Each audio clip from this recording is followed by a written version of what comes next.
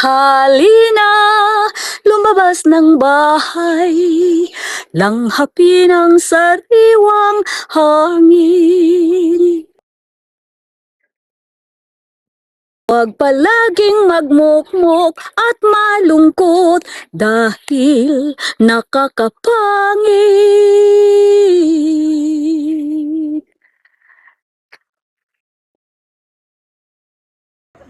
Ilabas mo ang mga bata, huwag palaging nasa loob ng bahay at nagsiselfon. Limitahan ang cellphone dahil nakasisira ang radiation. Turuan silang purihin ang Diyos na may kapal. Tignan ang palibot, nakakamangha. Napakagandang ginawa ng Diyos. Tingnan mo at ikaw ay siguradong sasaya at malilibang sa kadagatan, sa kabundukan. Ako'y naaaliw tingnan ang iba't ibang hugis ng dahon, iba-ibang kulay, maliit at malalaki. Mahisod ang iyang dahon. Mahisod siya.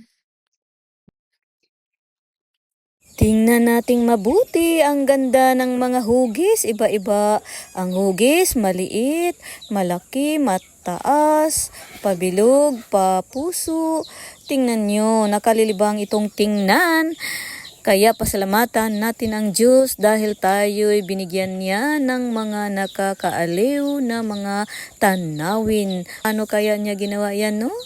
Yan ang kanyang makapangyarihang mga kamay. Pagmasdan mo ang itaas, nagliliparang mga ibon kay gandang pagmasdan. Cute naman ng pusa. Cute naman ng mga kambing at aso. Nag-outing naman sila, nag-tent, gabing-gabi sa tabi ng dagat. Ayan ang aking mga dalagita. Enjoy na enjoy. Minsan mag-enjoy naman, huwag palaging stress. Nakasisira ang stress sa katawan natin. Kaya magdasal bago umalis ng bahay, ha?